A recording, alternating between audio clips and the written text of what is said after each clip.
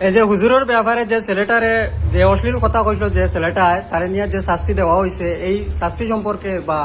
এই ঘটনা সম্পর্কে তোমার মতামত কিতা? আমার কথা হইল যদি সবালে ভুল করিলেইছে তুমি তাই ওটা বিচার বিভাগে হেফাজতে শেষ করতাই না নি আয়া ইকান তুমি তাই কোন শরীয়ত ভাইছো তুমি তাই না আমার মনে হয় নেরালাল কিতাবের মধ্যে রলি একলো একলা আনছেন যেখানে ওখানে ভাইছো ইটা বিচার আমরা মানছি না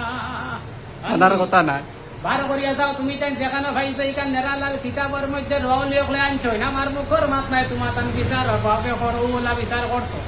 যদি উপযুক্ত তারে আইন শরীয়তের আইন অনুযায়ী বিচার করতায় আচ্ছা। তাহলে তুমি তান গেছিও জারণ করিয়া তারে সোশ্যাল মিডিয়া তুলিয়া তার ইজ্জত খান তুমি ঠাইন বাড়াই দিলাইলাই আল্লাহ। দিলাইছে না? আয়া এখন তুমি তাই ফিস টামাও কিলা টামাই তাই আয়া কিতা কিতাব আমরা টাইম আছে তুমি তাই যেটা কিতাব দিয়ে বিচার করছো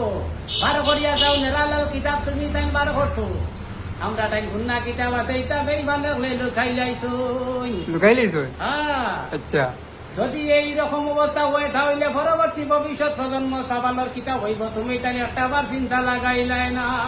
চিন্তা লাগাইছাই না চিন্তা দরকার তাহলে আছে। এখন তুমি তাই দিস টামাও হয়